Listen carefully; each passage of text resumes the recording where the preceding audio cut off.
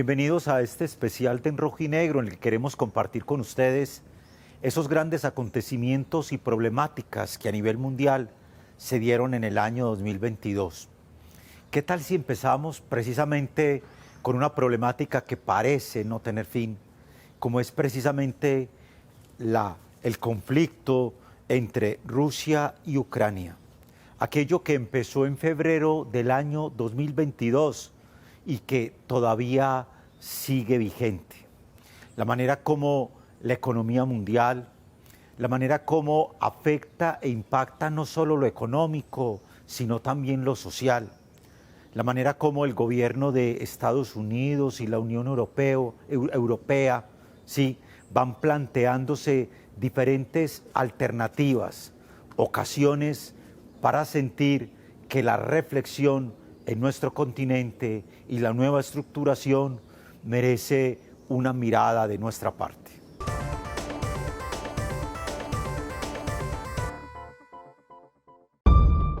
La tensión se ha apoderado del este europeo. Ucrania y Rusia se mantienen a la expectativa del movimiento del otro para actuar. Una historia que viene de muchos años atrás y que ha ido creciendo con múltiples enfrentamientos e invasiones, se vislumbra en el 2022 como una especie de guerra fría. El momento de inicio se da con la disolución de la Unión de Repúblicas Socialistas Soviéticas en 1991. Allí, Ucrania logra proclamar su independencia junto con países como Georgia, Bielorrusia, Letonia, Lituania, entre otros. Rusia mantuvo su ideología socialista, mientras que algunos de estos nuevos países empezaron a migrar a un modelo capitalista, mucho más afín con el resto de Europa, así como de Estados Unidos. En 2013 llega otro momento fundamental en este conflicto, pues en Ucrania es elegido un presidente prorruso, por la cantidad de provincias, principalmente las ubicadas en el este del país, que aún conservan más raíces rusas que ucranianas.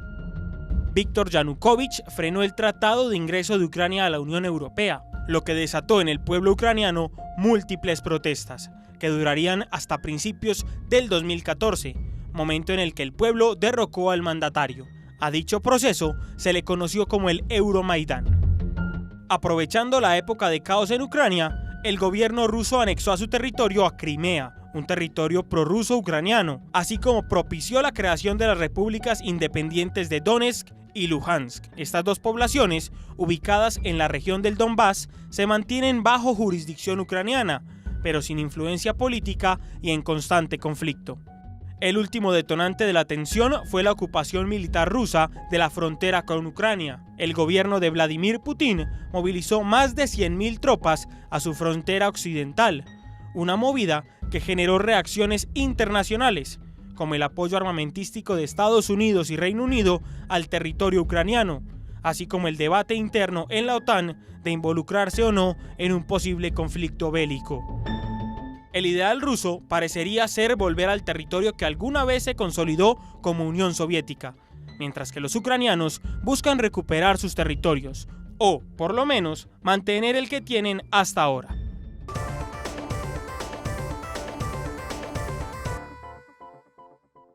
El pasado 7 de agosto inicia para el pueblo colombiano un nuevo gobierno, y ante ese nuevo gobierno unos nuevos retos. Retos de corte económico, social, político, configuración de un nuevo Congreso y una nueva Cámara de Representantes, una oportunidad de reflexión para saber qué nos espera en términos de la ya aprobada reforma tributaria, que solo está a puertas de la firma del presidente y de la revisión por parte de la Corte Constitucional. Los grandes proyectos que se avecinan para este año 2023, las diferentes propuestas ante el primer gobierno de izquierda en un país como el nuestro, una oportunidad para pensarnos como país, para sentirnos cada vez más comprometidos, pero también para plantearnos retos al respecto. ¿Ante qué desafíos nos encontramos? La reflexión que les ofrecemos en este momento.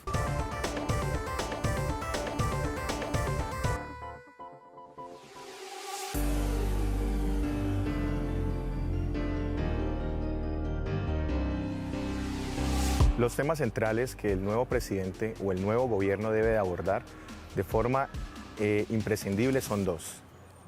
Discutiblemente el tema económico con un impacto macroeconómico, entendiendo que la situación actual de Colombia referente a la devaluación del peso colombiano con relación al dólar internacional, pues ha generado unos impactos de inflación también a nivel local, y esto yo creo que es un tema muy central que el presidente actual, Gustavo Petro, tiene que no dejar de lado, sino que debe de abordar. Recordemos que el actual gobierno también enfrentó una situación externa de problema macroeconómico como lo fue la pandemia, en el que este gobierno logró posicionar a Colombia dentro de los mejores países en Latinoamérica en haber afrontado esta crisis.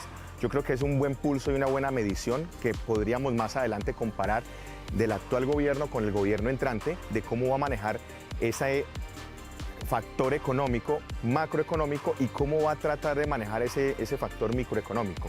Ahora bien, entendamos también cuál va a ser la reacción del Senado de la República, el actual Congreso, para aprobar también esa acción presupuestal, para encaminar todo lo que se prometió en campaña y que tiene que, por ejemplo, marcar un derrotero en una nueva reforma tributaria. Como segunda medida, no descartar y dejar de lado, todos los presidentes de Colombia dentro de su agenda tienen que abordar imperantemente el problema de orden público nacional. Entendemos las acciones criminales que han desarrollado en los últimos meses el Clan del Golfo. Tenemos el reporte de más de 17 policías muertos en los últimos días. Todos los días se mata un soldado, todos los días es asesinado un policía. En las áreas de orden público, debido a problemas del narcotráfico, también se están matando líderes sociales. Entonces yo creo que es un tema muy importante que el presidente tiene que abordar. Si va a entrar en una negociación con el ELN, es necesario que en los primeros meses pueda mostrarle a la opinión pública una agenda en el cual pueda demostrar bajo qué principios y qué derrotero va a seguir para ese proceso de paz. De igual manera, cómo va a ser su accionar alrededor de los GAOs, que son los grupos armados organizados, o los grupos delincuenciales organizados, que son los GDO. Entonces yo creo que esos dos aspectos, tanto macroeconómico, microeconómico, de acuerdo a la inflación y a este problema internacional, y la agenda de orden público alrededor de seguridad y defensa, son los dos aspectos más importantes que el presidente debe abordar.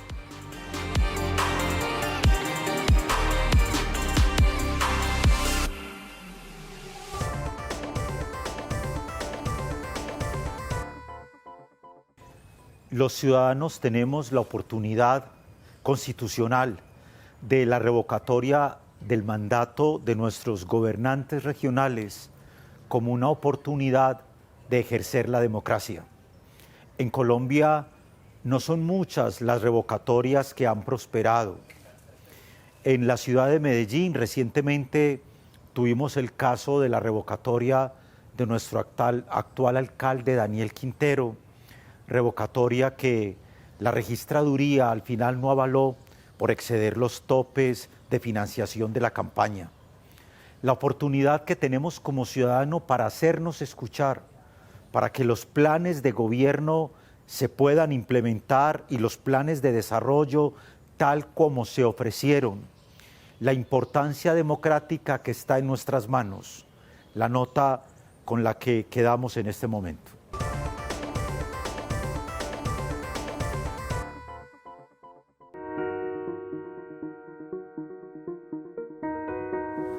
Los mecanismos que contempla nuestra Constitución en participación popular son los mecanismos que permiten que los ciudadanos, mejor dicho, el pueblo, sea el que tiene el máximo poder en una organización social democrática como nosotros. Entonces, los mecanismos son la forma, la participación, el poder que tienen los ciudadanos, primero, para tomar iniciativas ante el Congreso, por ejemplo, para ejercer control de los actos del Estado, para participar en plebiscitos y cuarto, para participar en revocatorias del mandato cuando lo consideren que hay una voluntad general en contra del mandatario o no se está cumpliendo el plan de gobierno.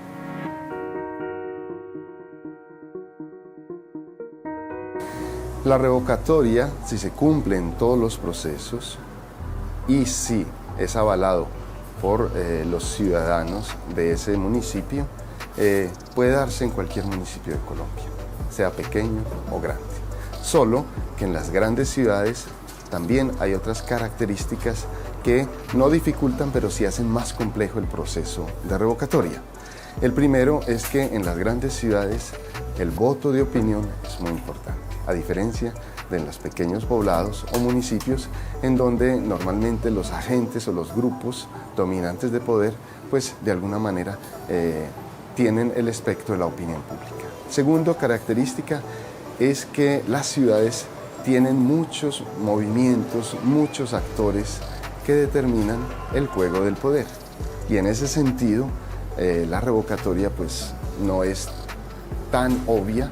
Aunque un grupo tome la iniciativa, eso no quiere decir que los otros grupos, las otras fuerzas lo vayan a coger. Y tal vez lo más difícil es que las ciudades también con los procesos de revocatoria pues rompen procesos, rompen equilibrios institucionales y generan también procesos más complejos y caóticos que también tienen beneficios o traen problemas en el momento de hacer efectivos estos mecanismos. Aquí lo importante es que sea la iniciativa que se haya tomado hacia la revocatoria y que en el momento de la revocatoria los ciudadanos elijan o no la posibilidad, lo que estamos viendo es la democracia en acción, la ciudadanía y su poder en la transformación de las formas de gobierno y las formas de desarrollo de una comunidad.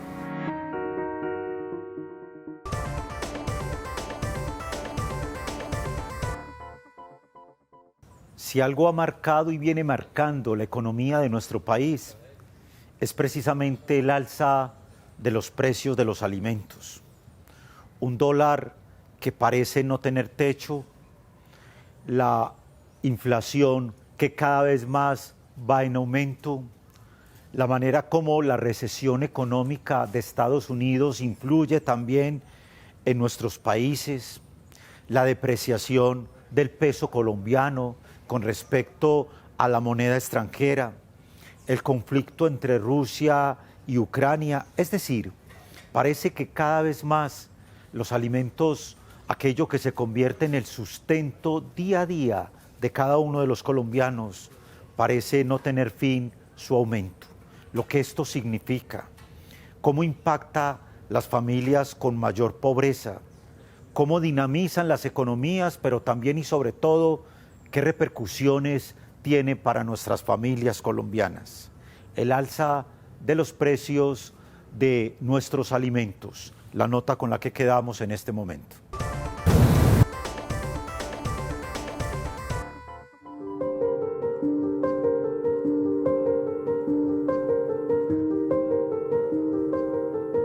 Actualmente, en los mercados y las centrales de abastecimiento del país, se ha visto un incremento progresivo en los precios de distintos alimentos de la canasta familiar, entre ellos las papas, el huevo y la carne. Pero, ¿a qué se debe este incremento progresivo de los precios? No todos los alimentos agrupan las mismas razones para los incrementos de sus precios. La papa se vio afectada por la sobreoferta y la depresión de sus precios a principios de 2020. Por esto, sus cultivadores decidieron sembrar menos para bajar la oferta y esto desencadenó el aumento de su valor. La carne de res subió sus precios en un 50% por la subida de las exportaciones de ganado, un crecimiento sin precedentes en el país. Y el precio del huevo se multiplicó al convertirse en la opción con más demanda, aprovechando los altos costos de otras proteínas de origen animal. Sin embargo, existen varios motivos que terminan por afectar de forma general los procesos de producción de varios alimentos. La crisis económica generada por la pandemia, el proceso de recuperación, el aumento en el costo de los insumos importados que son necesarios para producir estos alimentos, la crisis de los contenedores y la inflación del peso colombiano son algunas de ellas.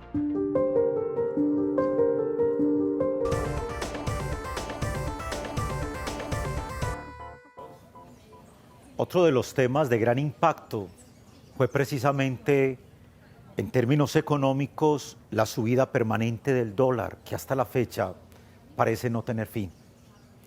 tasas de usura que rondan el 42%, la manera como también la revisión fiscal en nuestro país a través del Banco de la República va estableciendo niveles de las tasas de interés para las tarjetas de crédito, para los consumos y demás, nos ponen a pensar en la depreciación de nuestra moneda con respecto al dólar.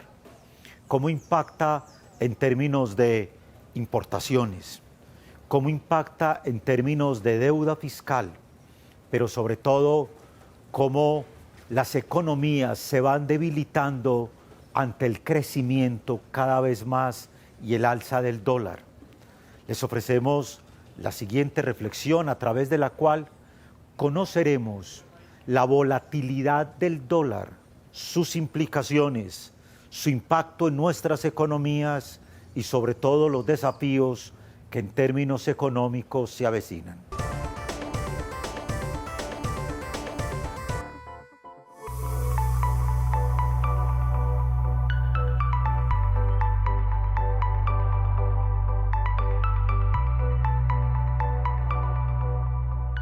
Recientemente, la inestabilidad en el valor del dólar se ha convertido en un problema para la economía en nuestro país.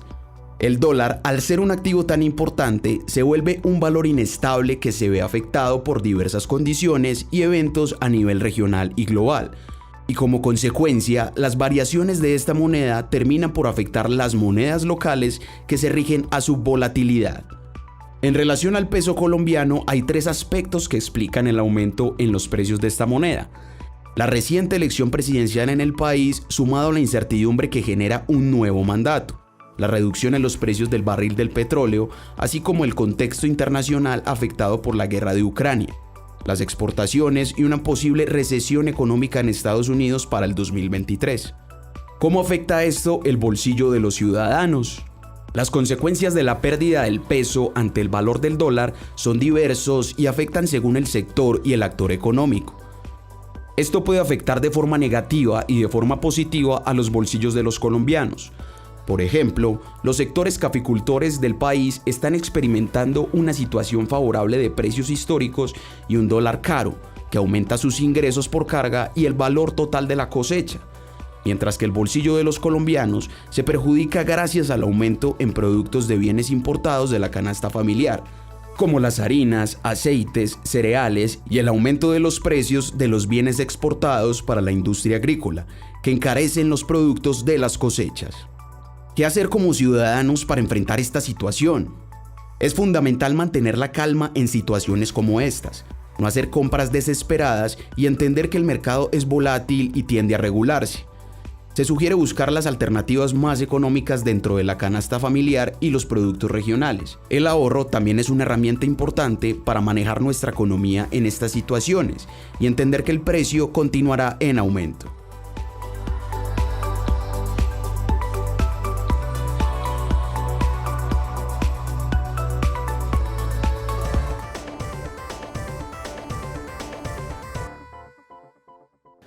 Hay un proyecto absolutamente hermoso del Gobierno Nacional que está liderado también por nuestra Universidad Pontificia Bolivariana y es precisamente la rehabilitación y recuperación de más de 200 hectáreas de arrecife coralino. Una oportunidad maravillosa para que la biodiversidad se convierta en una oportunidad de sentir nuestro compromiso con el medio ambiente y con las diferentes problemáticas de sostenibilidad. El alcance de este proyecto, su importancia, pero sobre todo lo que significa que la universidad esté también allí implicada a través de la nota que les ofrecemos a continuación.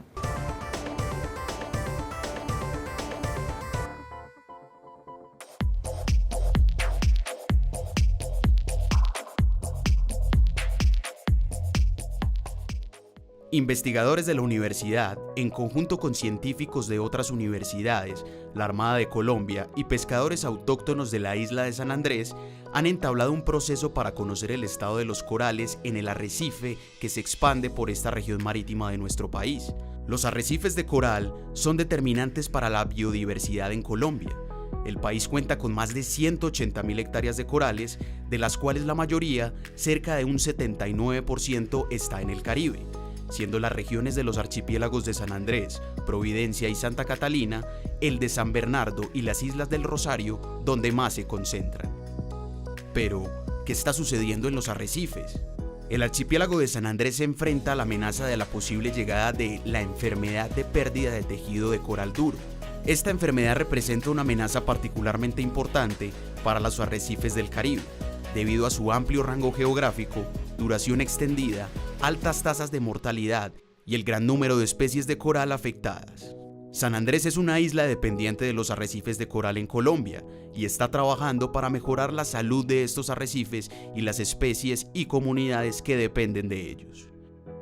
¿Qué se está haciendo? Investigadores de la UPB intercambian conocimiento con pescadores de la isla de Providencia para la captura de imágenes que permitan la evaluación continua del estado de los arrecifes, en el marco del programa 1 millón de corales por Colombia. Una continua recopilación de información es fundamental para guiar acciones de conservación para nuestros arrecifes coralinos. La universidad se apoya en el conocimiento multidisciplinario para crear estrategias para la protección de nuestra diversidad y de las poblaciones que dependen de ella, pues esta diversidad forma parte indispensable de nuestra identidad y por lo tanto se transforma también en nuestra responsabilidad.